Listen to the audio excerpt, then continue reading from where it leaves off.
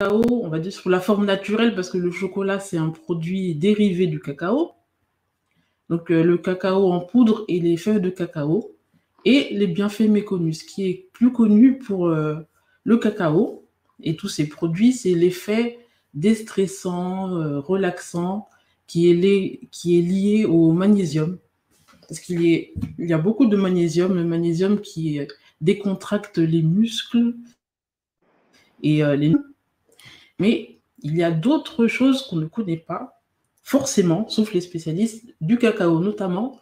En numéro 1, le cacao et les fèves de cacao, donc, protègent le système cardiovasculaire. Ah bon? Ah, tu vois. Ah ouais, on apprend, hein. Donc, ça protège les fèves de cacao. Donc, c'est les fèves qu'on extrait directement de la cabosse, en fait. Oui, voilà, les fèves de cacao, même le cacao en poudre brute, non sucré. Non sucré. Donc, qui aide à préserver la santé cardiaque. Et donc, pourquoi? Parce que le cacao contient des acides gras saturés, mais pas car les acides gras saturés, c'est une famille.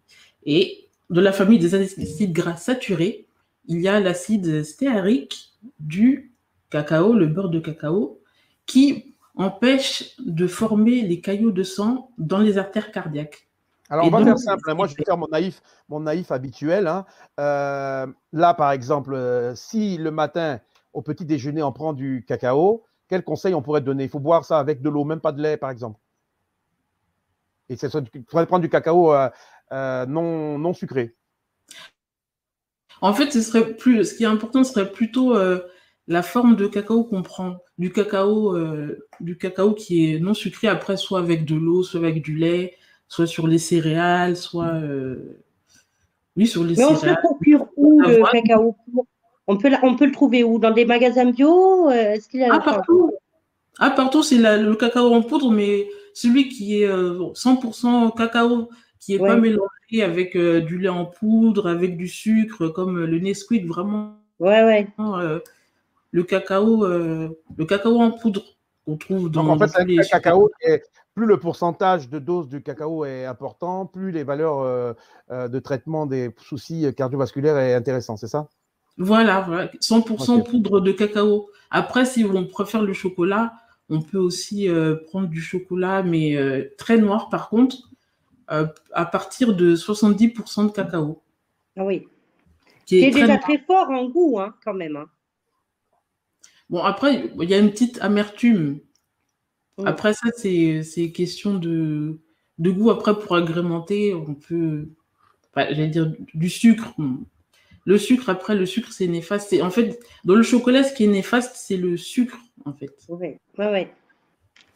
Donc après, des alternatives au sucre avec le cacao, ou il y a même des chocolats maintenant avec des édulcorants. Chocolat noir avec des édulcorants. Alors, il paraît que l'édulcorant n'est pas terrible pour la santé. Alors, est-ce que c'est vrai? Est-ce que non? Les édulcorants, en fait, c'est plutôt des calories vides.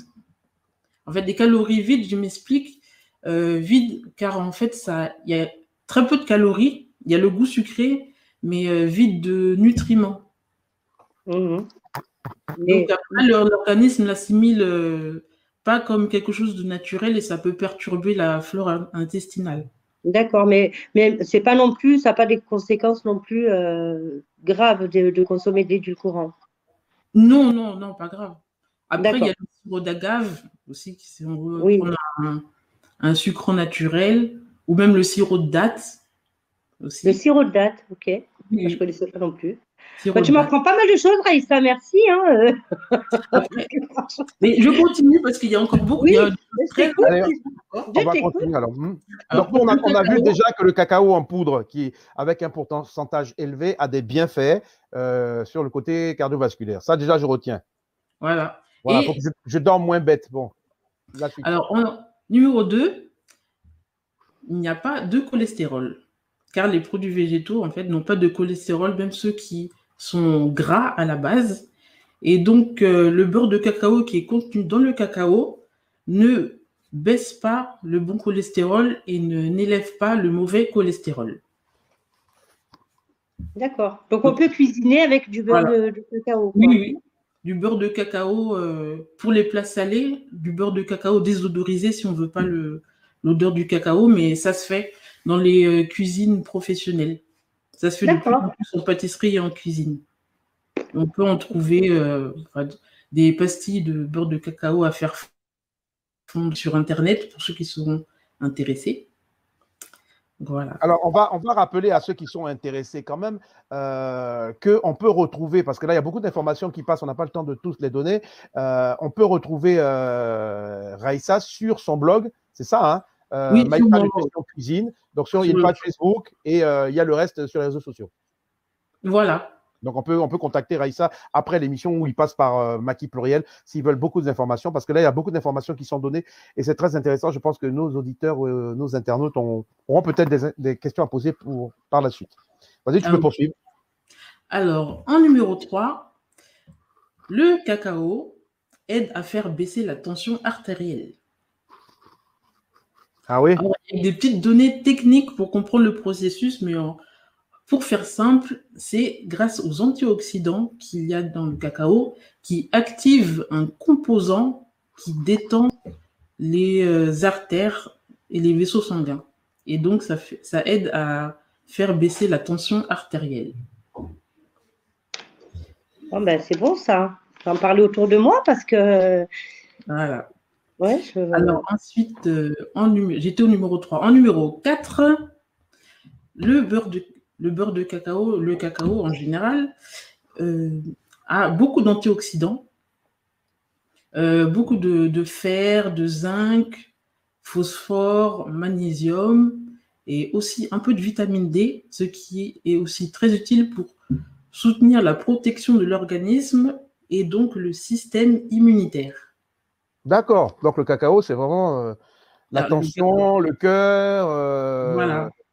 Ah ouais. En fait, c'est un aliment complet qu'on a un peu, atténué ses effets bénéfiques, même super aliment, on pourrait dire, avec l'ajout du lait, du sucre et tout ce qu'on fait dans les industries. Alors, j'ai une question, c'est vrai qu'il y a une question à poser parce qu'il y a eu un grand débat justement sur le cacao, parce que l'Union européenne voulait remplacer justement le beurre de cacao par des graisses végétales. Oui, j'en avais entendu parler. Oui. Voilà, parce que comme ça, on n'aurait mis que le goût du cacao. Et je crois qu'il y a même dans certaines barres chocolatées actuellement où les gens ont l'impression de manger du cacao, mais en réalité, c'est que des graisses végétales avec juste le goût cacao. C'est ça, hein? Oui, c'est ça. J'en ai déjà vu parfois dans les supermarchés, dans les pains au lait avec ceux qui sont fourrés au cacao ou les sauces chocolat qu'on met à saupoudrer ou à verser sur les glaces ou des choses comme ça. En général, c'est les gammes moins chères et il y a écrit saveur chocolat et pas forcément au chocolat, mais saveur chocolat parce qu'en regardant les ingrédients, on met des huiles végétales. Après ça, c'est pour un souci économique. Très bien. Donc faites attention quand vous achetez des produits à base de cacao, vérifiez bien que c'est marqué au chocolat et non saveur chocolat. Voilà. Alors, comment on peut faire apprécier à nos enfants le cacao pur? Alors, quelle technique on doit… comment on peut fonctionner? Parce que pour eux, du chocolat, ben, c'est le chocolat qu'on a l'habitude de goûter, chocolat au lait, voire chocolat blanc, qui est essentiellement fait avec du sucre. Alors, comment on peut remettre le vrai goût du cacao dans les assiettes de nos gamins sans qu'ils rejettent ce bon produit? En fait, moi, ce que j'ai remarqué, ce que je dirais par expérience, c'est au niveau de l'appréciation du cacao et du chocolat qui sont plus noirs et ont tendance légèrement un peu plus amère, ça dépend de l'appréciation du sucre de l'enfant, en fait. Plus l'enfant il a l'habitude d'avoir beaucoup le goût du sucre, des choses très, très sucrées, du coup, ça fausse un peu le palais. Et pour apprécier du cacao ou du chocolat noir, c'est plus difficile. Donc, est-ce qu'on peut rééduquer le palais alors de quelqu'un, enfin d'un enfant ou même d'un adulte, hein, parce que si on a pris l'habitude de consommer des produits, des dérivés du cacao, des chocolats très sucrés, est-ce qu'on peut rééduquer notre palais? Est-ce que c'est possible ou… Ah oui, tout à fait. Tout à fait. D'ailleurs, moi, je l'ai fait il y a quelques années. Moi, j'étais quelqu'un qui qui prenaient beaucoup de sucre. Après, bon, le chocolat, oui, ça se fait par palier vraiment petit à petit, progressivement, et au fur et à mesure, le palais s'habitue. D'accord. Donc, pour une personne, par exemple, vas-y, Choco, pardon. Pour une personne qui est diabétique ou qui a l'hypertension, consommer du cacao pur serait bénéfique. Diabétique, oui. Du cacao, j'irais même du cacao cru. C'est arrivé il y a quelques années dans les commerces. Le cacao cru, parce qu'en fait, il faut expliquer d'abord le processus. Les fèves de cacao, pour faire le cacao, elles sont retirées de la cabosse, elles sont fermentées et torréfiées. Oui. Torréfiées, il y a une chauffe et ça diminue les minéraux et les antioxydants et tous les éléments dont je viens de parler qui sont disponibles. Donc maintenant, surtout dans les produits les produits biologiques et les magasins biologiques, on peut en trouver un peu plus cher du cacao cru, donc les fèves de cacao qui n'ont pas été chauffées, qui n'ont pas été torréfiées. Parce qu'on a juste récolté et laissé sécher lentement au soleil à température très basse. Parce que moi, j'avais trouvé sur le marché de fèves de cacao, en tout cas, par exemple. Jamais trouvé ça dans les marchés. J'en ai jamais vu dans le commerce, les fèves de cacao. Dans les magasins biologiques, il y en a. Moi, je l'ai acheté. Dans les magasins biologiques, donc c'est vraiment, il faut vraiment faire. Magasin spécialisé. Oui, dans les magasins bio. On a Jean-Éric qui vient nous laisser 2 commentaires. Hein. Bon, comme on lit les commentaires, il nous dit bonsoir, félicitations pour votre prise, longue vie à Maki Pluriel, et il donne un message particulier à Choco. Est-ce que Choco, tu le vois le message? C'est quand les MAJ. Voilà, les mises à jour. Donc voilà, on en parlait tout à l'heure. Merci Jean-Éric pour ce petit Coucou message. Jean-Éric. Coucou et au plaisir. Alors, donc on va laisser maintenant poursuivre Raïssa, pardon. Raïssa, donc on était au 4e point des bienfaits du... Le 4e point, j'ai parlé de l'attention, oui. L'attention artérielle, ouais. Oui, donc ça. Bon, pour répondre à la question, oui, pour les personnes qui sont diabétiques, oui, le cacao cru, oui, il n'y a pas de contre-indication. Et donc, le dernier point, le 5e point, que j'ai trouvé assez intéressant, c'est un cannabinoïde. Donc, il y a l'indice dans le début du mot, ça donne un indice cannabinoïde. Ouais, nous, on a compris. Cana. C'est pas comme dans la Bible. Les noces de Cana. C'est pas les noces de Cana dans la Bible. Cannabis. Voilà. Jamaïque. Donc, parce que donc, le cacao contient une molécule qui s'appelle anandamide. Et donc, c'est une molécule qui a des effets similaires au THC qu'on trouve dans le cannabis. Ah bon? Donc, ça a les mêmes effets, mais en quantité moindre, atténuée, parce qu'il y a moins d'anandamide que dans le cannabis. Et donc, ça rend heureux, ça donne un bien-être, voilà. Sous forme sous forme de tisane, comment on pourrait l'utiliser? Pareil, sous forme de poudre. En fait, pareil, tout dépend de la concentration de cacao. Plus le cacao est pur, sans autres ingrédients ajoutés, sans mélange. Et après, quand on en consomme aussi beaucoup, on s'habitue, après on a du mal, on a besoin une addiction. Un peu de chocolat. Oui, il y a beaucoup de personnes qui ont une addiction. Enfin, moi, par exemple, j'ai toujours besoin de cacao, de chocolat. Tu te shootes au cacao alors, Raïssa?